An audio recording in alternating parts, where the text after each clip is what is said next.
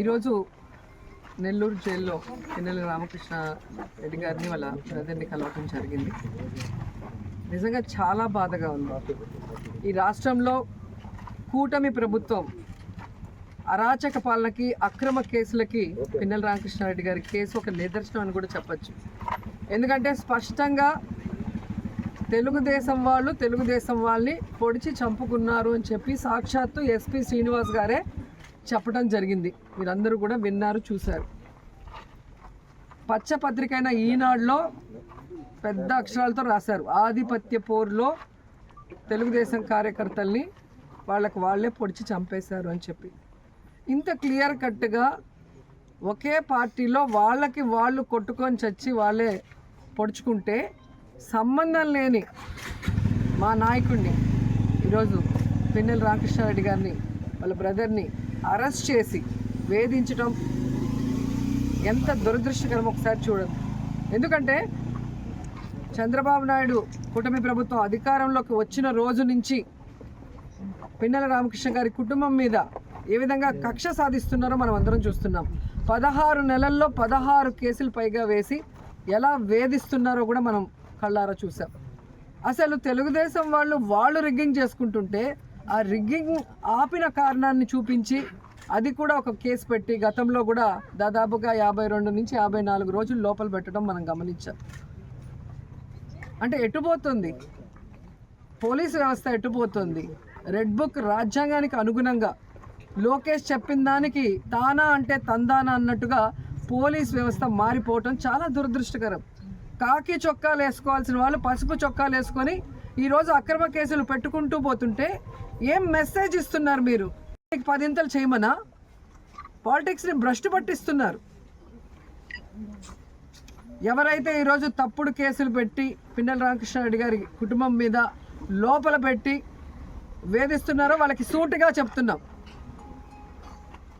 ఏదో ఈరోజు మీ పని అయిపోయిందని సంకలు గుద్దుకుంటున్నారేమో.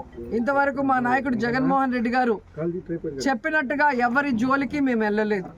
ఏ పార్టీ అయినా, ఏ కులమైనా, పేదవాడు అర్హుడైతే అన్ని సంక్షేమ పథకాలు ఇచ్చాం, అభివృద్ధి చేశాం. ఎవరి మీద ఒక తప్పుడు కేసు పెట్టకుండా ముందుకు వెళ్ళాం. కానీ ఈరోజు మీరు చేస్తున్నది చాలా తప్పు. దీనికి 10 ఇంతలు మీరు అనుభవించడానికి రెడీగా ఉండండి అని కూడా హెచ్చరిస్తున్నాం. ఎందుకంటే ఈరోజు కోర్టు ఇచ్చింది పిన్నెల రామకృష్ణారెడ్డి గారికి స్పెషల్గా బెడ్డు, భోజనము, ఆయనకి ఇవ్వాల్సినవి ఏమున్నాయో కోర్టు చెప్పిన తర్వాత కూడా లోపల కూడా అవి ఇవ్వకుండా, టిఫిన్ పెట్టకుండా, భోజనం పెట్టకుండా మానసికంగా కూడా ఆ మనిషిని వేధించడం ఎంతవరకు కరెక్టు? చెయ్యని తప్పుకి కేసు పెట్టి లోపల పెట్టారు. లోపల పెట్టిన తర్వాత ఈరోజు కోర్టు ఇచ్చిన ఆర్డర్ని బేఖాతరు చేస్తూ భోజనం కూడా పెట్టడం లేదంటే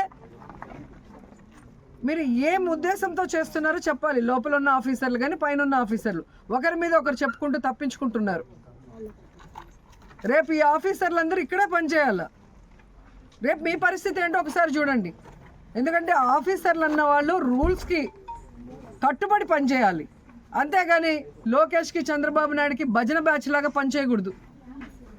ఈరోజు రాష్ట్రంలో మీరు చూస్తే ఆడపిల్లల్ని వేధించేది తెలుగుదేశం వాళ్ళు, ఆడపిల్లల్ని రేపులు చేసి చంపేది తెలుగుదేశం పార్టీ వాళ్ళు, గంజాయి డ్రగ్స్ ముఠాలని నడిపించేది తెలుగుదేశం పార్టీ వాళ్ళు, అక్రమంగా ఈరోజు బెల్ట్ షాపులు మద్యాన్ని ప్రవహింపజేసేది తెలుగుదేశం పార్టీ వాళ్ళు, ఇల్లీగల్గా ఇసుక నమ్మేది తెలుగుదేశం పార్టీ వాళ్ళు. చేసే తప్పులన్నీ తెలుగుదేశం వాళ్ళు చేస్తుంటే వాళ్ళని పట్టుకోవడం ఆపేసి, వాళ్ళ మీద కేసులు పెట్టడం ఆపేసి ఈరోజు తెలుగుదేశం పార్టీ వాళ్ళు మాకు వీడు నచ్చలేదు, వీడి మీద కేసు పెట్టు, కేసులు పెట్టుకుంటూ మా నాయకుల్ని ఇబ్బంది పెట్టాలి, అలాగే రాయలసీమకి, ఆంధ్రాకి, ఉత్తరాంధ్రకి అన్యాయం చేయాలని ప్రాంతీయ అసమానతల్ని కల్పిస్తూ వాళ్ళకి గొడవలు పెట్టాలనుకుంటే మాత్రం వీళ్ళని తరిమి కొట్టేది ఖాయం.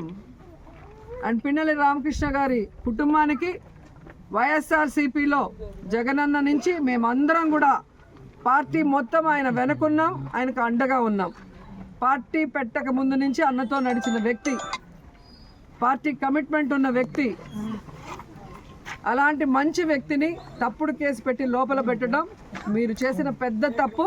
ఇప్పటికైనా సరిదిద్దుకోండి, లేదంటే దీనికి 100 రెట్లు మీరు అనుభవించాల్సి వస్తుందని కూడా హెచ్చరిస్తున్నాం. మొన్న చూశాను నేను భోగాపురం ఎయిర్పోర్ట్ గురించి. సిగ్గు లేకుండా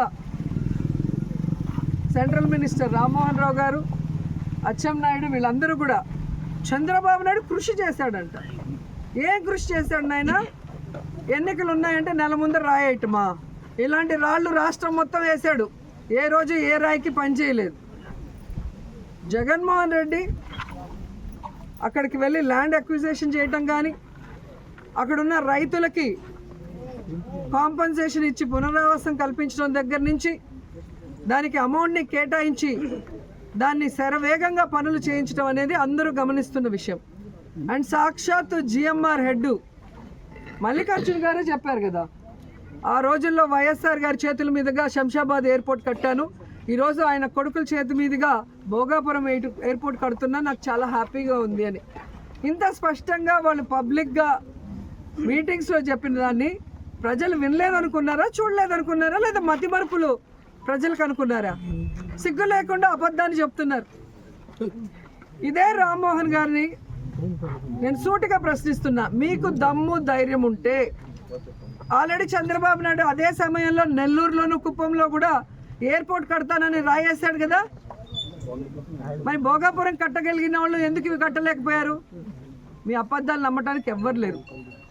మీరు నిరూపించుకోవాలి అంటే ఈ నెల్లూరులో ఎయిర్పోర్టు, కుప్పంలో ఎయిర్పోర్టు మీ చంద్రబాబు నాయుడు స్టోన్ వేశాడు కదా 2019లో.